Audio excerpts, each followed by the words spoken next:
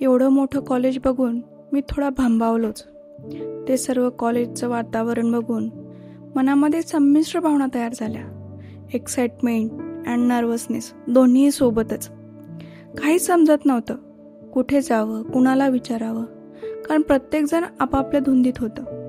शाळेपासूनच थोडा अबोल, थोडा हरवलेला आणि स्वप्नात जगणारा मी नव्या आयुष्याची सुरुवात करत होतो.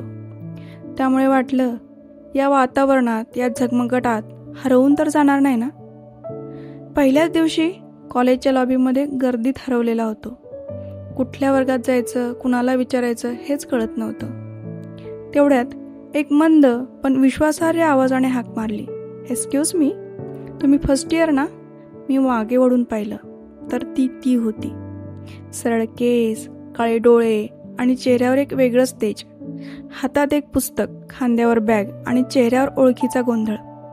ती म्हणाली, मी पण फर्स्ट इयर आणि सर्व फर्स्ट इयर स्टुडंट्सना ओरिएंटेशन प्रोग्रामसाठी ऑडिटोरियम हॉलमध्ये बोलवलं आहे. मी म्हटलं, चल आपण शोधूया तो हॉल, आणि मी तिच्या मागेच चालू लागलो. कॉलेजच्या पहिल्याच दिवशी एक मैत्रीण मिळणे ही खूप भारी फिलिंग असते नाही का. आणि ती सुद्धा नवकीच होती, पण तिच्या हसण्यात एक सहजता होती. तिच्यात जे मोकळेपण होतं ना, ते मी फर्स्ट इयरला पहिल्यांदाच पाहिलं होतं. ती म्हणाली, माझे नाव प्रिया. मी तिला बघितलं आणि छान वाटलं. का कुणास ठाऊक, कॉलेजमध्ये, बाहेर किंवा आजूबाजूला बऱ्याच मुली होत्या, पण कधी कुणासोबत मैत्री करावीशी वाटली नाही. पण हिच्या बाबतीत मात्र काहीतरी वेगळं होतं. वेगळं म्हणजे ती काही परीकथेतील हुरपरी नव्हती किंवा एखाद्या सिनेमातील नटीसारखी पण दिसत नव्हती, पण ती छान होती. कुठलाही बटबटीतपणा नव्हता, वागण्या बोलण्यात कुठलाही बळीजाव नव्हता. तिचे ते लांब सडक केस, डोळ्यात चमक, चेहऱ्यावर एक तेज, गालावर एक स्मित हास्य आणि बोलण्यात गोडवा, नजरेतला आपलेपणा, आणि ते सर्व मला सगळं तिचं भावलं. आणि म्हणूनच मी तिला एक मैत्रीण म्हणून निवडलं. आणि त्या क्षणापासून सुरुवात झाली एका अनोख्या प्रवासाची. कॉलेजचे दिवस म्हणजे पहिल्या मैत्रीचे दिवस. नवीन लोकांना भेटणे, नवीन मित्र बनवणे, मित्रमैत्रिणींशी ओळख होणे, प्रत्येक दिवशी नवीन काहीतरी शिकणे, सोबत गप्पा, हसी मजाक आणि कॉलेजचे ॲडव्हेंचर आणि बरंच काही. हे सर्व तुम्हाला माहीतच आहे. सर्व काही नवीन असतं. वर्ग शिक्षक, सबमिशन्स, बंकिंग्स आणि अर्थातच ती कॉमन टपरी किंवा कॅन्टीन. सकाळी एकत्र क्लासला जाणं, एकाच बेंचवर बसणं, लंचमध्ये गप्पा आणि प्रेझेंटेशनच्या आधीचा गोंधळ. त्या सगळ्या वेळा हळूहळू आपणमध्ये बदलू लागल्या. फोन कॉल्स, कॉलेज संपल्यानंतर सकाळचे आणि संध्याकाळचे फोन कॉल्स, काय केलंय आज, आणि मग काय व्हायचं, तासनतास बोलणं सुरू व्हायचं. कधी असाइनमेंट्स तर कधी गॉसिप, कधी नुसतं हसणं कोणत्याही कारणाशिवाय. विकेंड्स, कधी कॉलेज फेस्ट तर कधी लायब्ररी मीटअप्स, कधी नुसतं कट्ट्यावर बसून आयुष्यावरती चर्चा असायची.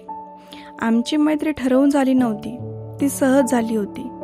जसे आकाशात दोन तारे एकमेकांच्या कक्षेत ओढले जातात तसेच. न सांगता, न विचारता ती माझी हास्य बनली, माझा आधार बनली. ती माझी हळूहळू सवय होऊ लागली आणि आयुष्याची गरज सुद्धा. जसजसे दिवस जात होते तसतसे अनोळखी मित्रमैत्रीण कधी आपली होऊन जातात हे कळतच नव्हते. सुरुवातीला भयंकर वाटणारा तो कॉलेजचा कॅम्पस कधी दुसरं घर बनून गेला ते सुद्धा मला कळलं नाही. आणि ती आणि मी एक नाजूक समजूतदार नातं घेऊन पुढे जाण्याला सुरुवात केली, जिथे ना संवादाची ओढ होती ना स्पर्शाची गरज. आमची मैत्री एका साध्या गप्प क्षणांपासून सुरू झाली. त्यावेळेस आम्ही दोघेही वेगळ्या जगात होतो, पण काहीतरी असे जुळून गेले की आम्ही एकमेकांच्या सहवासात कधी हरवून गेलो ते समजलेच नाही.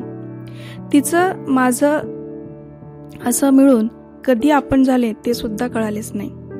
आतल्यात काहीतरी खोल घडत होतं, जे शब्दात सांगणं कठीण होतं, पण नजरेत मात्र दिसत होतं. पण त्यातून मला एवढंच कळलं की कॉलेजमधील नवीन अनुभव, मैत्रीचे नाते या सर्वांमुळे हे कॉलेजचे दिवस खूप भारावून जात आहेत आणि हेच दिवस आपल्या भविष्याचा पाया बनवत असतात. कारण आता मागे वळून जेव्हा बघतो तेव्हा कळते, खरंच गळ्या आयुष्याचे तेच सर्वोत्तम दिवस होते की ज्यात सर्व होतं. अभ्यास, शिक्षकांचा धाक, रुसवे फुगवे, भांडण, हाणामाऱ्या आणि तरीही प्रेम आणि आपुलकी ते परत कुठंच मिळत नाही.